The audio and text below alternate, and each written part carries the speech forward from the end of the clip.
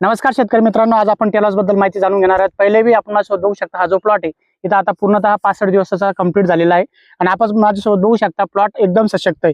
सशक्त कशावरून प्लॉट आपण ठरवला जातो तर आपण माझ्यासोबत बघू शकता, हे जे टोकदार जे असतात एकदम काट्यासारखे टोकदार जो प्लॉट असतो हा सशक्त असतो। याला निमोटेडचा कुठेही प्रादुर्भाव नसतो राहत। याचे अन्नद्रव्य जे प्रॉपर वे मध्ये चालू असतात। आपण लागवड झाल्यानंतर 1 महिन्यानंतर टेलॉस दिलं होतं, आता डबल 2 महिने याला इथं कंप्लीट झालेले आहे। पुन्हा एकदा आपण टेलॉसचा इथं एक राऊंड घेणार आहोत।